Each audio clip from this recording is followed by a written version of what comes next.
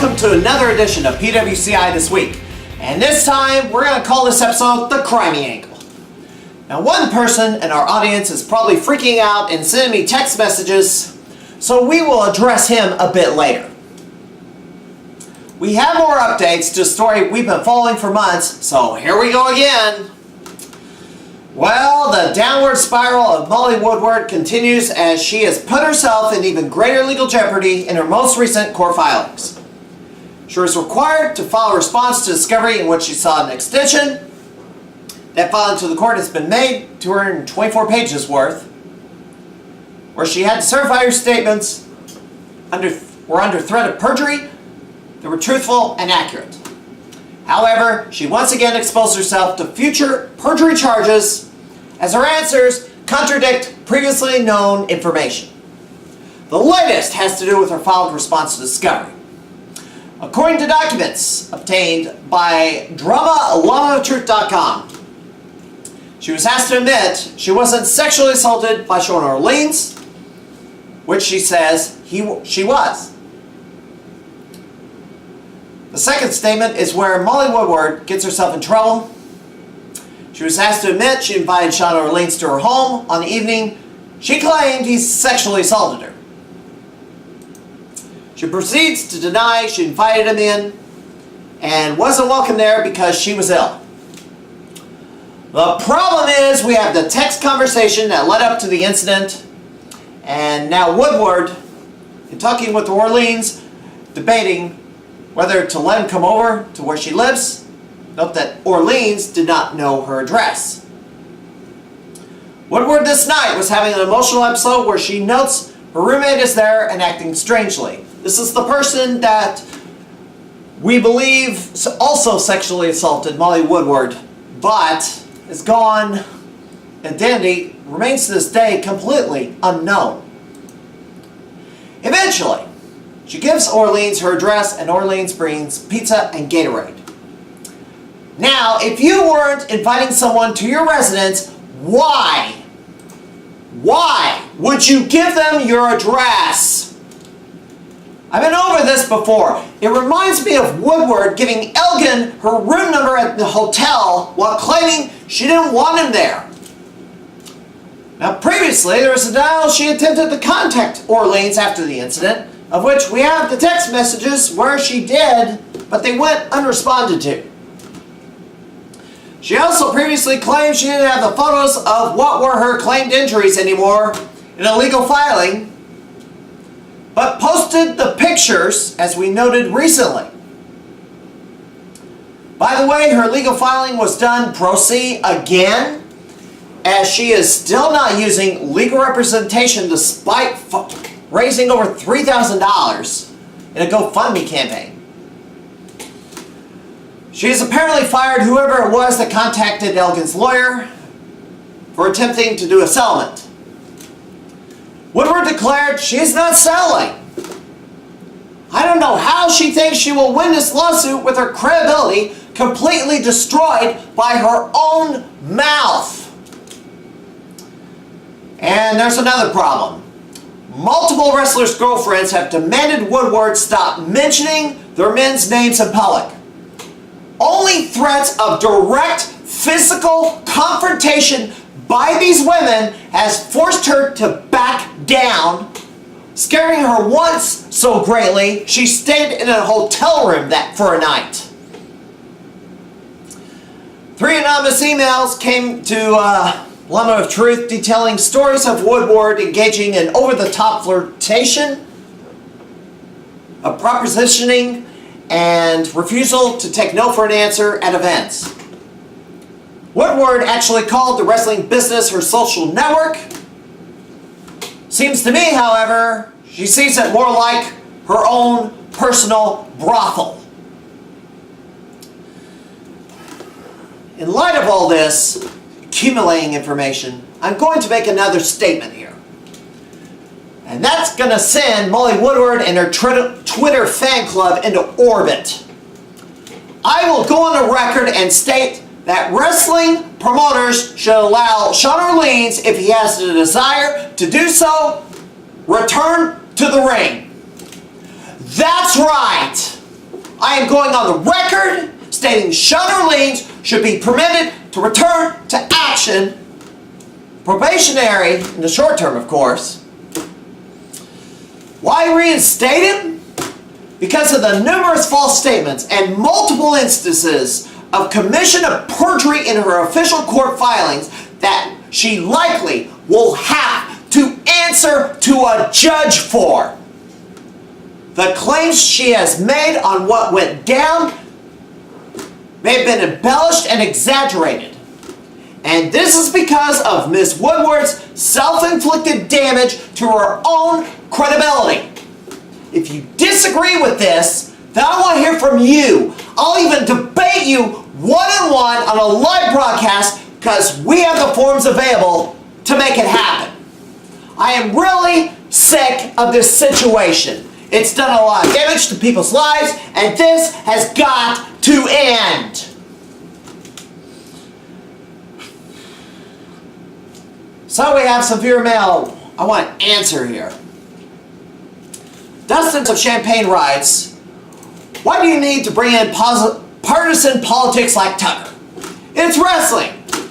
I watch to forget about politics. Dude, seriously, leave your politics out of calling a match and not announce Elgin is coming or ignore him. Nobody wants to watch wrestling with you talking about rape under it. Whether you like it or not, Dustin, politics has infected just about everything. ESPN is now thought of as the Democrat Sports Party Network because its sportscasters and journalists inject their political agendas into everything. In fact, if you watch a sporting event, it becomes a several-hour-long campaign commercial. The stories I've covered on my program have a tie into the pro wrestling industry or personalities.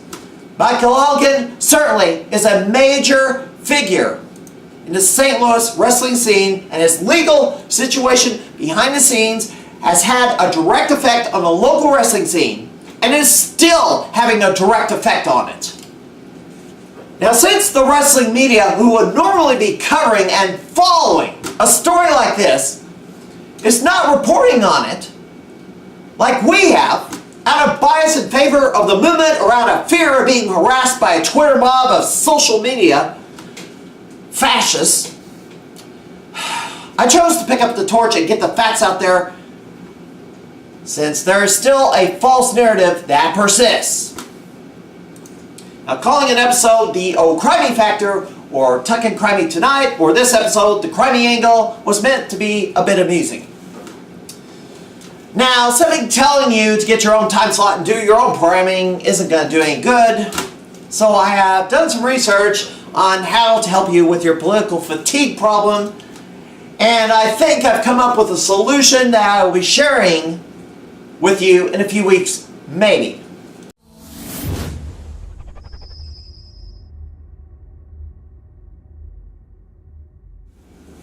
Now, getting back to the false narratives that persist. These are comments made in the last couple of weeks. James at J. Rollins 4547 wrote, this will give me hate, but blanket. It's time we start holding New Japan accountable for their BS. They, having full knowledge of Michael Elgin's situation, still employ the man. They signed him to a new deal after everything came out. They even put a championship on him. We trash WWE, but praise the company that employs a manipulative piece of garbage who tried to cover up a sexual assault and tried to continuously discredit the victim. That is not okay. That is disgusting on many levels. We can trash WWE, but at least they can take a stand against BS like that. Michael Elgin has no place in the wrestling business, and companies who employ men like him should feel ashamed, including New Japan Pro Wrestling. We can't give New Japan Pro Wrestling a slide because of 7-star matches. We need to hold New Japan and Michael Elgin accountable. Now, this is one person with not a lot of followers, but I know there's plenty of folks out there who think similar thoughts. And there are those who are concerned about booking him because of the reaction they might get from fans. Because the media has not set the record straight regarding this case, I will be that person who will hold these so-called journalists accountable for their malpractice.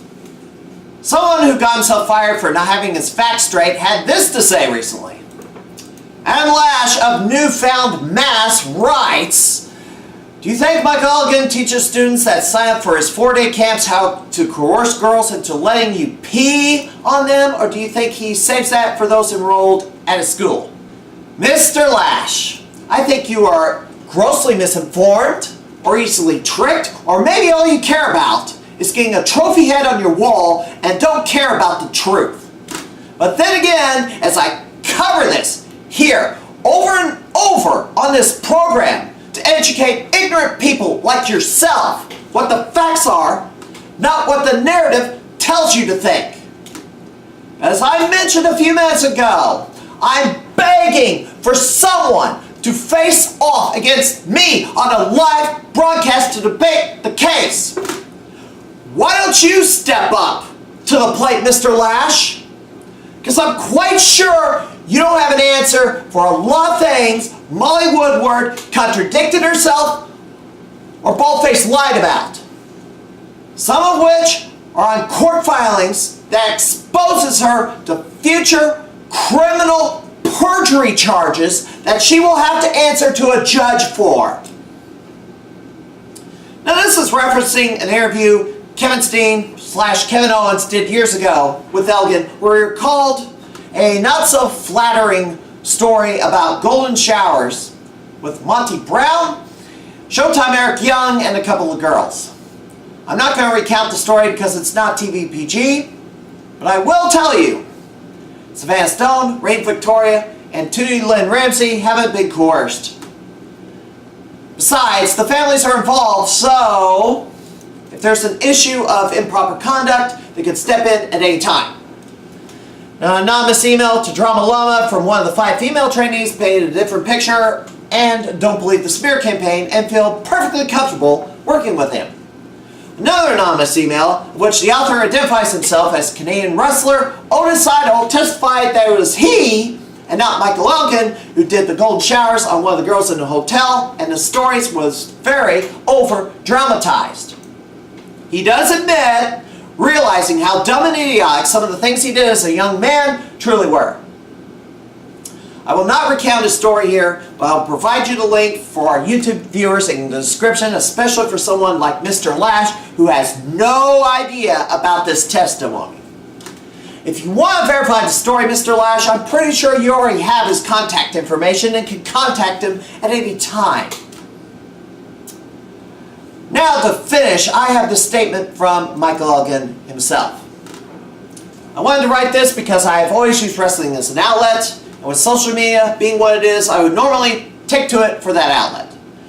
When doing so, it's hard not to address other things, but due to the nature of everything, I also cannot divulge too much. I know that some people want to spread hatred and negative comments about me. I have to live with that, but I choose to take the high road. I realize no matter what becomes available, some people will never change their minds, but again, I believe in taking the high road and can only look forward to the whole truth coming out. I just hope I can get your patience, as the system does not always work in a timely manner. But it does work. To further why I'm writing is wrestling. I won't be running a show anytime soon. I just miss it. I've been asked to help set up a show for a company, which I may take the opportunity to do so, as even just finding a venue is exciting. I miss many places I called home, and many fans I considered friends. I can only chat my wife's ears off about it so much, and my son doesn't understand it yet. Talk with him, but paper and pen will do for now. Regardless of how you feel now, share your love of wrestling, and have a blessed day. Elgin appeared for Proving Ground Pro a couple of weeks ago. Fans didn't see an image of what his detractors have been painting and were glad to have met him. I was not able to attend this show, but I'm sure he'll be at PGP again in the near future. Well, ladies and gentlemen, we got another late breaking development, and sheesh, Seems that when I get close to finishing an episode, something else happens. So here we go. Molly Woodward claims that she has gotten an ex parte order of protection against Michael Elgin, where at some point after 15 days of being served, there will be a hearing on the underlying allegations, and it'll either become a full order of protection or the order of protection will end. I find that to be ridiculous, considering very recently Sue Young promised to see Woodward soon after comments were made about her husband, scaring Mo to the point that she stayed at a hotel that evening. Mo has not sought out such an order against So Young. There is a fear that Mo may try to sabotage events using this order by declaring she is showing up at an event Elgin is booked for, thus forcing the promotion to take a public stand against Woodward, to which the wrestling press will get involved with a hit piece. If that were to happen, I will be directly confronting these reporters. Also, Miss Woodward had an idea of pursuing Elgin's lawyer, Stephen Cracky, for supposedly practicing law without a license, representing Elgin when he was suspended for a tax issue. However, it was reinstated after 13 days of suspension on May the 22nd.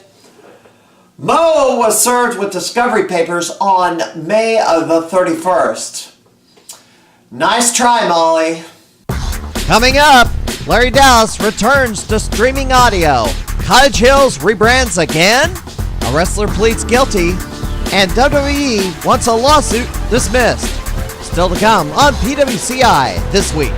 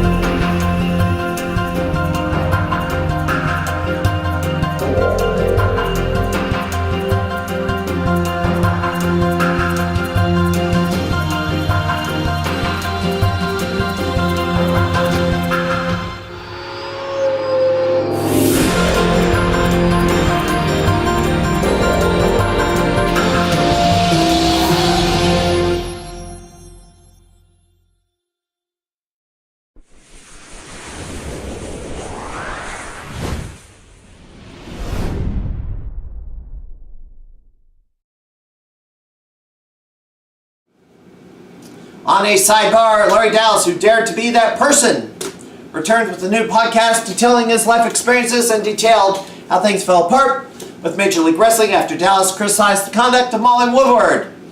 Bizarrely, after release of the podcast, it was taken down a day later because the sharing of the link was claimed to have not been authorized and was only to be available to those who requested to hear it. This supposedly because it was a rough draft, according to his producer, Jeff Swartz, then proceeded to get into a spat with the followers of the Drama Llamas. As someone who's done a few podcasts over my time and listened to the whole thing, it was fine to release as it was. You're not going to re-record an early 2-hour show. Swartz's reaction to distribution made no sense. It was put back up with a few edits days later. As for Dallas' story with his rant against Mo, he mentions that the story was on the rundown sheet and promoted by Major League Wrestling itself until complaints rolled in by Mo's mob. Dallas stands by what he said, had been privately messaged by reporters who thought the situation was BS, but were afraid to say anything. Dallas resents being called a victim shamer and was angry Mo went after Rich Swann and So Young. He condemns the culture of trials by Twitter where one person saying something results in taking careers away, no matter if it's truth or fiction. He holds no ill will towards MLW and Corpower, but they shouldn't have hung him out to dry and owed him an apology. He goes on to say Mo was a con artist for asking for money after being sued for defamation. Of course, she hasn't spent any of that money on a lawyer.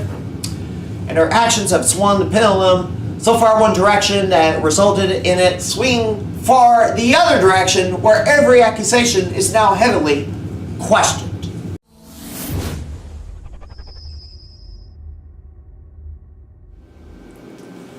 Also on the legal front, which we seem to have a lot of lately, a couple months ago, tattoo artist Catherine Alexander sued both WWE and 2K for copyright violation, claiming that the tattoo work she did on WWE star Randy Orton appeared in the 2016, 2017, and 2018 editions of the WWE video game, for which she was not paid royalties.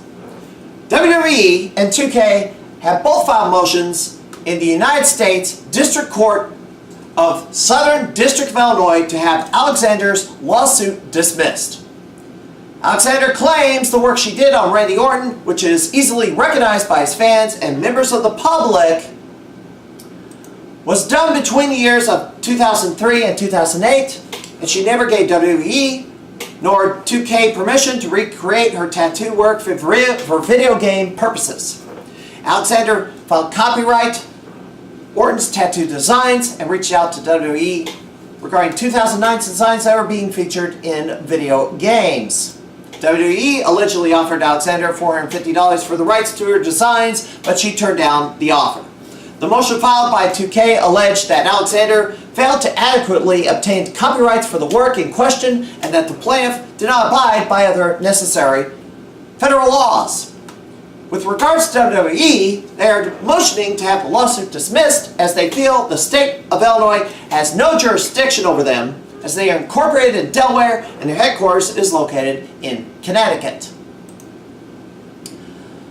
I do wish to note that the lawsuit involves 4 other video game makers as well. Alexander submitted an application to register copyrights on each tattoo on March 15th of 2018.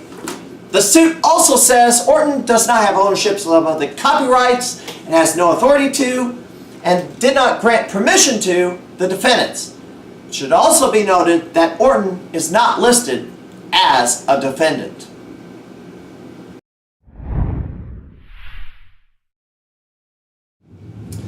On a previous program, we noted that the Cottage Hills Wrestling Alliance, which is a wrestling promotion that came into existence from learning everything in their backyard, then coupled together enough money to buy a ring and start running shows, went through a rebranding. That actually turned out not to be the case. Instead, it's something a little more elaborate. The CHWA brand is still active, but they created another brand, Warriors of Wrestling, and run their events out of the warehouse. Well, they've created a third brand, calling it Parasports Wrestling, also running in the very same warehouse. What does it look like to me?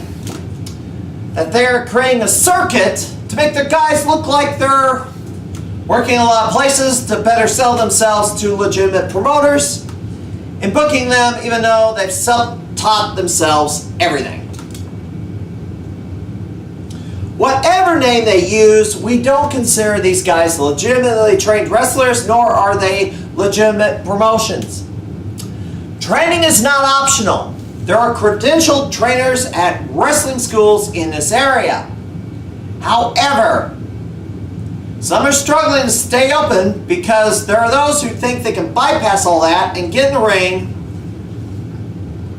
now ensuring world-famous flea market has plenty of new material to lampoon for some time to come. I do want to note, World Famous Flea Market got taken off of YouTube, but they just re-uploaded everything from scratch. So this is their new channel address, and I recommend subscribing to it, like you subscribing to this channel.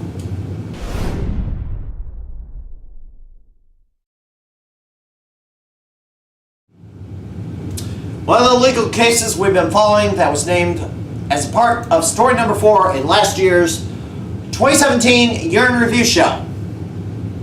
A former Southern Illinois wrestler known as Christopher Jade, real name Lewis Hollis, who was charged with child abuse and second-degree murder of his 1-year-old son, changed his plea to guilty during a deposition hearing after witnesses were sworn in and testimony was presented to a Class A felony charge of child abuse resulting in death.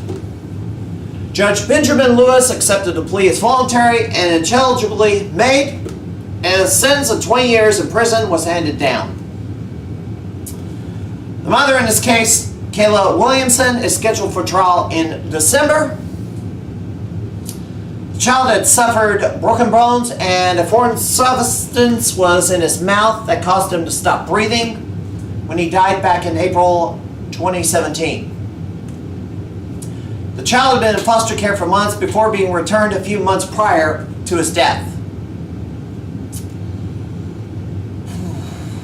And I'm just absolutely disgusted. I really don't like hearing about these cases, and there was a concern that this would put another black eye on the Southern Illinois pro wrestling scene, but he'd been out of the business for a few years, and apart from us, nobody in the mainstream news media picked up the story, and that's probably for the better. Although this crime had to be punished.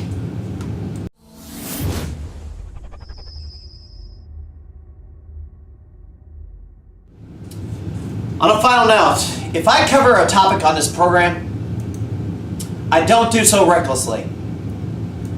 If I have a standard and someone who claims they want coverage from me and proceeds to show that they are way below my standard, I will not apologize for calling you out on it. At this point in my life, I don't need the wrestling business nor any one promotion. I could very easily be doing something else.